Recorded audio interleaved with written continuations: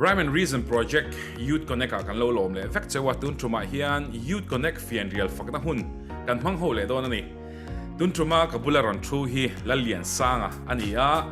tun sang ni som ni HSLC Exam2021 khania voinia hian tun truma hian hun thadeu mai min han pe a ani chunga point lom thu kan soing hal ni se Lalliansanga nen tun truma hian Youth Connect Fianrial Fakna hun kan ron hmang dun don ani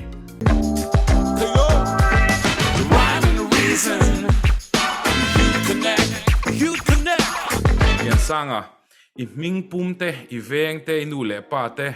I kum te kami han shil them khonga in ama sain ka ming pum hi Lalliansanga ania kanu ming hi lalkha liani ania kapa hi tangkap loyani in kan chungin heta kunchong ve kan chenga kapa hi taxi driver ania kanu hi chu ta ina sumdona tlem te khoin boy ve em thea hi kumso pasari kani kumsom pasari ania sang hi som hi HSLC exam khanin ani hianin Pahnihna din hun ron hawa kan lom pui khop maya hey zirna antran le tak ma in hostel a hian tuna hian ama hi in hloin a oma tuna hian engtin nge tuna in hlo dan tak hi milo shil them saberin heta kan principal min du sa kai hi tool la hian na hi min thotira daily rate pa ngain epo ma kalom khop mai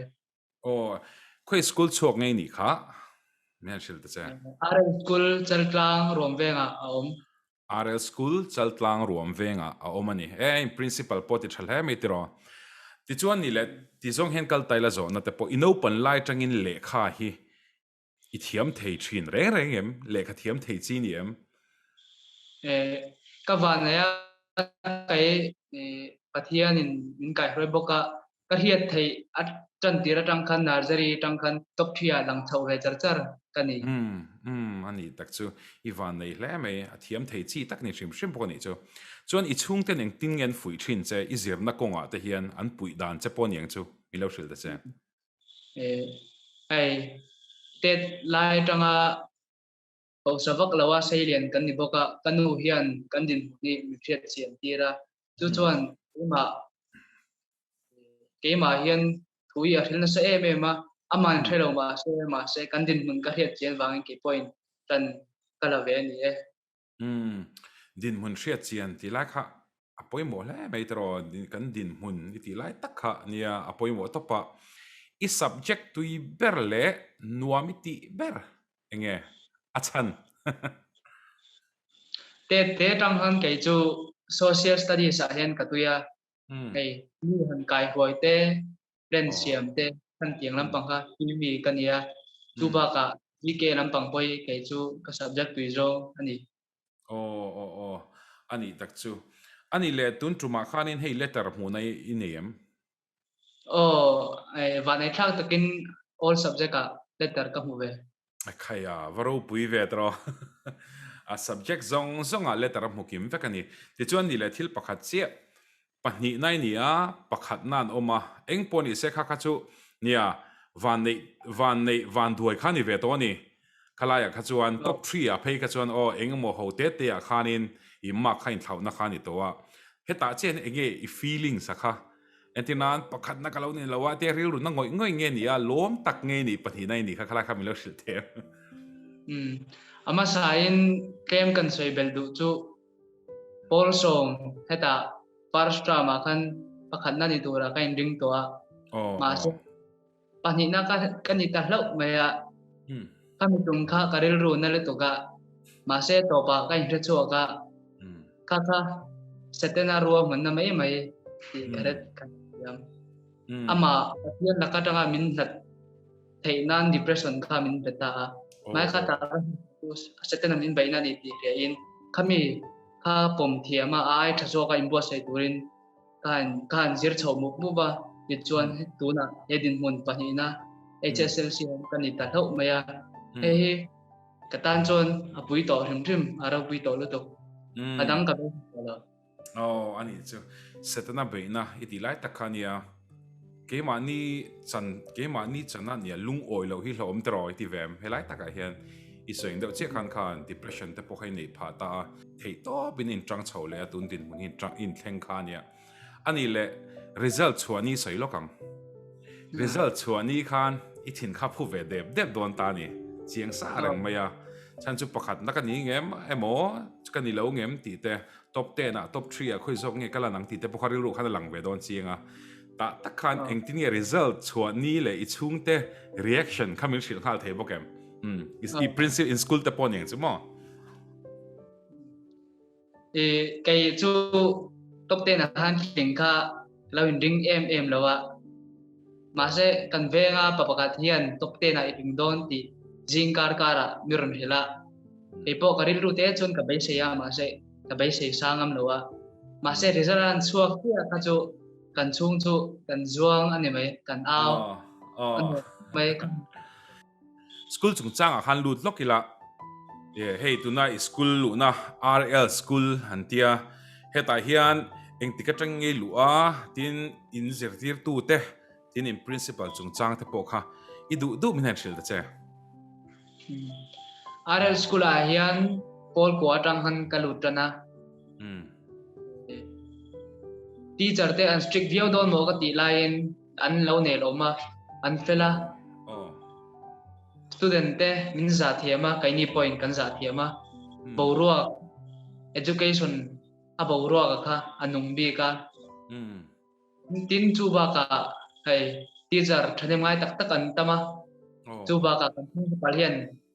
an force zo renga chu ti bor chu tiang borua kara chuan zirna hi athalo thelo ati mai kan principal Lang liu ani e kan school that na chan ni chu ani tak chu fuck hle mai in principle min kha tunge kha sila rin chana sila rin chana alo hle mai le ti zong hian zo na hi koi herlok taila I bible chang du ber min shil them khong ain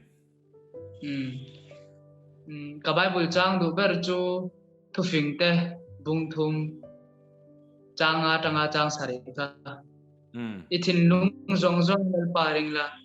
nang ma she na ngat chu kong zong zong a ma he kong te chu ko mu re rang che nang ma ngai in ti fing so la el pa chu ti la sol kal sen ro ti kha ni ya amen ipang trangkai ni siem nang ma hian I chang du bari bible chang du bari mang trangkai vieu ni siem tu na hian I hun kal to po ni chu kan soi top me nga kan ve hing wang hian hun rang rang an deu so na to ve to thina phun chong awang hian tan chu a hing re tang hian a chelam tu de mi phi thina se tu ta chon thil poi mo tak ka zir choka mi ten min hu sitin min en dong ma se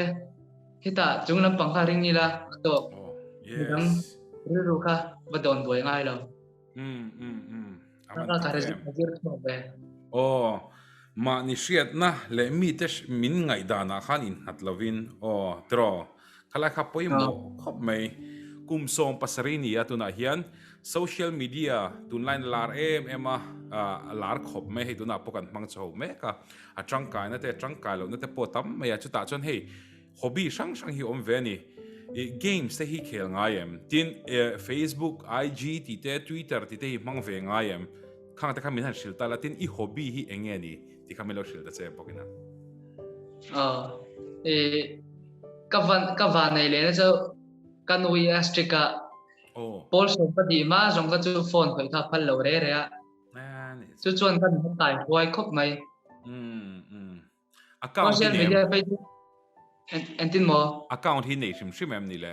FB mo IG la ma hian I nei to em ai nei lo la nei mi lo wa ti chuan phone khai la khoi lo top mai ni mo in no chu se zero WhatsApp pi chu online class bain ka manga ni lo se chu ka mang lawang WhatsApp poi ka lo yam vera nia in zoom tin me tin game si chu class 10 chu ku zonga khel lawa tun class 10 dar ka kar kha chung ve khel man ma se atang kai lo da ka delete da chuan ka hobby chu football khel ani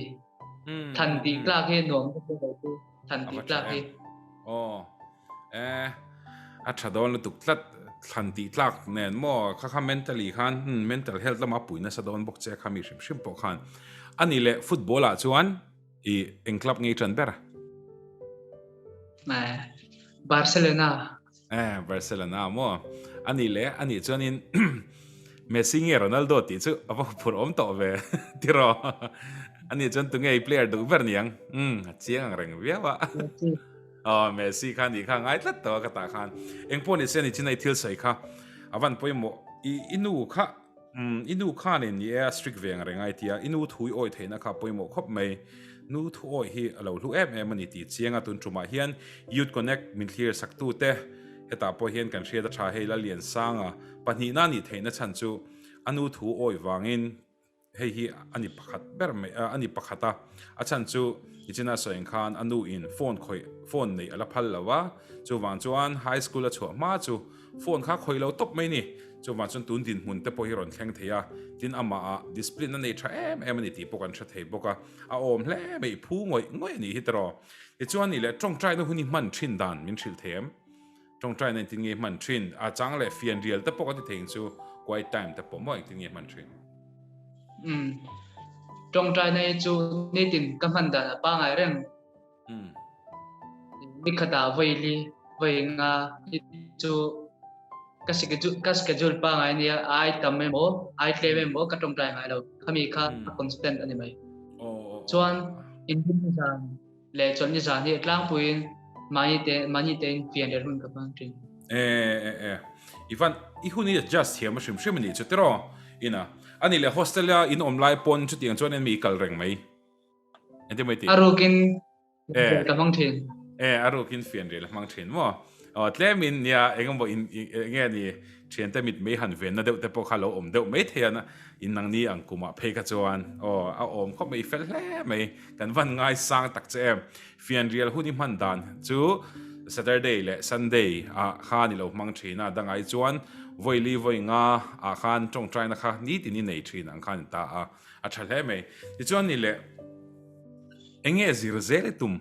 ti la kha kan han sha cha ka chumi ne na in kai noi in hnai deuh mai chu enge ni tum khalai kha min shil them tu na hian te trong khan ni ka chak em chu IAS officer ni tangai sa mà sẽ tu na hi chuan science kala anga 11 le 12 ma hian chuan engineering ka zau khotang ti chuan kong en hong mai ang ti hian soi tai la youth connect tuna hen kan mang make a rhyme and reason project hian heta hian itlei rol puite puala engmo thu han cha du khati ang chi in nei ang kha min han shil them khong ain keimah ton thlir ngei tanga soi ka ni wangin ngei thak dan point of mai tura ngai la hey khovera hian critics tokar atong mi rel chi anoma chung chu keimni thalai te hian kan tuar na save khop maya mi min rela kan that lo nan soya khang te kha atang hi chuan thil tangkai lo chu ngai thaliam mai la ma se khata khan min rel na kha an ngei to cheng la keimahni a khan in siam thana tur om lo em ti vel po khang po telanga ya tin thil reng renga beidon chang kan nei har sana lian tak kan to ka boina lian tak kan to ka khang te kha khang chen na kan to de kha Pathian rem ruat ti ni lawin setena ruam man na ni ti khaila khang a khan Pathian laka kan hoi san lo nan ama nei jok nan pangang u khang khas was na khem na vek mai ader mai ni khang chen na kan to de kha Pathian thil ti ni rawin swasiten atne namin chhuai na arwa man na mai anih ti in Pathian so zo van tra em kan van lom em Lalliansanga kan van lom em tuna idin mun hi HSLC result i mu hi van phu tak em kalautia rhyme and reason project chuan i chunga lom thu kan soi mola youth connect puala he hun min man pui thei hun thatak min pe kan lom em top maya laliso krista mingin rhyme and reason project chuan mal kan som du che tuna po hianin ikal zela tura i plan eng kim i ma hun eng kima izir na chungchanga te poikal zela tura hian du sakna kan hlan cheni ilo tin theina turin mo tunchuma po hianin hey ni liansanga nen hianin ti hian skula atha thona tangin kan hanin bia a hun all nei lai ni a weekend ani lai ni a chu wan chang kan han in be thei ani a ti chan ato ber kan zo na to ber tan eng hlangai du ber eng nge a chan ti lai kham lo shil them kala du ber chu khove sum tin re lung lu ti ani a ka du na chan chu hai hau salo a piang kan ni boka khang hau sakna te ai lu tar chuak zel turin ka thinung hi siam ka du ba ani amen ani chuanin chang khat le thunon heta tang hian karon sanga te chuan kan hunte kan ti to don ni he la kan sakla hian ni ngun tewin ngai tha ho taila pathian choi monal tur le pathian kan fak khona tan hele kan mang don ni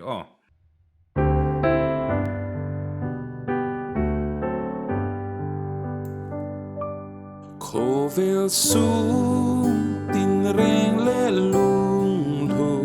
ka di lo nom sak na nen ril ru moi le thiang lim na chu ka di zo chung zong ai chuan lom na a khat ril ru thiang lim moi tu tin parai phật dài vô ril ru thiang lim chuan aning lo tlai ni le ni lom na a khat ril ru thiang lim moi tu tin parai dài vô ril ru thiang lim chuan aning lo tlai ni le ni oi mi lo thlir tu te chunga lom thu kan soya kan hun le peka kanin mu le fat don yan vain mang thau le